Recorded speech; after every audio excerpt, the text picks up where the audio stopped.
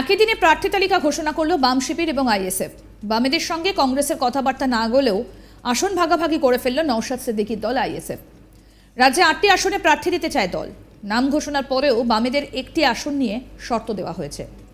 অন্যদিকে বামেদের তরফে 16টি আসনে প্রার্থী তালিকা ঘোষণা করা হয়। তবে ডায়মন্ড হারবার কেন্দ্র থেকে সবারই নজর ছিল, কারণ শুরু থেকেই ওই কেন্দ্রে প্রতিদ্বন্দ্বিতা করবেন বলে জানিয়ে দিয়েছিলেন নওশাদ সিদ্দিকী।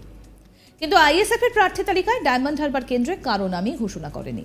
সেখান থেকে সেটিং তত্ত্বের প্রতি প্রশ্ন উঠছে, যদিও এই মুহূর্তে বামেরা আঙুল তুলেছে সেই আইএসএফ এর দিকে। কি বলছেন বামফ্রন্ট চেয়ারম্যান বিমান বসু এই বিষয় নিয়ে, আসুন শোনাই। না, কারণ কেন ছাড়ার প্রশ্ন না। আইএসএফ তো জানানোর পরে ইন্টারেস্টেড, আমি শুনিনি, আপনি শুনে থাকতে পারেন। তারা ইন্টারেস্টেড কেন? ডায়মন্ড সিটের মধ্যে তো ভাঙন নেই। সাংবাদিক সম্মেলনে বিমানবাবু বলেন, কংগ্রেসের সঙ্গে কোনোদিন নাকি জোট ছিলই না, সবটাই বোঝাপড়া ছিল। কংগ্রেস প্র্যাকটিক্যাল প্রস্তাব নিয়ে আলোচনা করলে ভোট অ্যাডজাস্টমেন্ট হতে পারে। আমরা রুল আউট করছি না। কংগ্রেসের জোট নিয়ে কি বলছেন বাম নেতা? তাহলে কি এবার বামেদের সঙ্গে কংগ্রেসের জোটটাও ভেস্তে যাবার মুখে? সেটা নিয়ে কিন্তু প্রশ্ন উঠতে শুরু করেছে। শোনাই কি বলছেন এই প্রসঙ্গে বামফ্রন্ট নেতা বিমান বসু। ছিল না, জোট হয় না, বোঝাপড়া হয়, আসন সমঝোতা হয়, সিট অ্যাডজাস্টমেন্ট যাকে বলে। All time we are going for seat adjustment, not that we are going to form another front, more than a left front. না। এরপর তিনি বলেন, কংগ্রেস প্র্যাকটিক্যাল প্রস্তাব নিয়ে আলোচনা করলে ভোট অ্যাডজাস্টমেন্ট হতে পারে। আমরা রুল আউট করছি না। শুনুন কি বললেন তিনি। তো কংগ্রেস সাফাত চাও, এ কখনো বলি। কংগ্রেস প্র্যাকটিক্যাল প্রপোজিশন নিয়ে কথা বললে কংগ্রেসের সঙ্গে সিট অ্যাডজাস্টমেন্ট হতে পারে। আমরা জাস্ট রুল আউট করছি না। আইএসএফ এর সঙ্গে ভোট শেয়ারিং নিয়ে তিনি বলেন, যদি কথা বলতে চায় আমরা বলবো। কি বলছেন বিমানবাবু সেটাও শোনাবো। কথাবার্তা বলতে চাইলে আমরা কথাবার্তা বলবো। আমরা কথাবার্তা বলতে চাইলে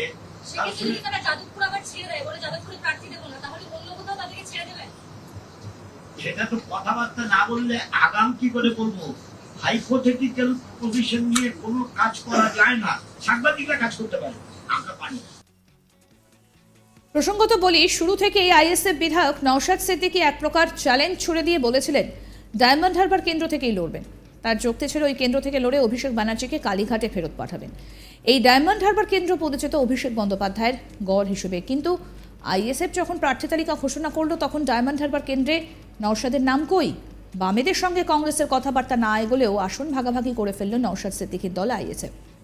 রাজ্যে 8টি আসনে প্রার্থী দিতে চায় দল। নাম ঘোষণার পরেও বামেদের একটি আসন নিয়ে শর্ত দেওয়া হয়েছে। আসুন এই বিষয়ে আপনাদের শোনায় আইএসএফ সভাপতি শামসুর আলী মল্লিক, তার কি বক্তব্য উঠে আসছে। ডায়মন্ড হারবার লোকসভা কেন্দ্রে আমাদের পার্টির সর্বোচ্চ নেতৃত্ব এবং পার্টির চেয়ারম্যান তথা ভাঙড়ের বিধায়ক পীরজাদা মোহাম্মদ নওশাদ সিদ্দিকী দাঁড়াবার ইচ্ছা প্রকাশ করেছিলেন। পার্টির তরফ থেকেও সেই রকম ইঙ্গিত ছিল এবং আছে এখনো।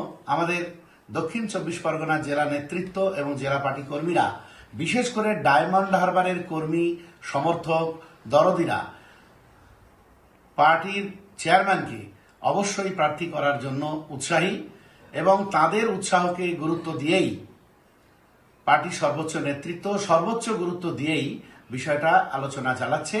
2-1 দিনের মধ্যেই আমরা চূড়ান্ত সিদ্ধান্ত আপনাদের জানিয়ে দিতে পারব। একই দিনে প্রার্থী তালিকা ঘোষণা করল বাম শিবির এবং আইএসএফ। বামেদের সঙ্গে কংগ্রেসের কথাবার্তা না এগোলেও আসন ভাগাভাগি করে ফেলল নওশাদ সিদ্দিকীর দল আইএসএফ।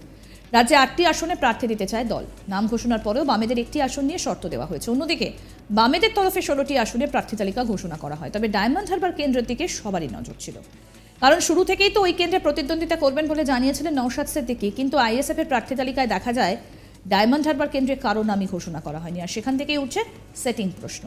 বামেরা কিন্তু আইএসএফ এর দিকেই আঙুল তুলছে। কি বলেছেন এই বিষয়ে বামফ্রন্ট চেয়ারম্যান বিমান বসু, তার কি বক্তব্য উঠে আসছে শোনাবো।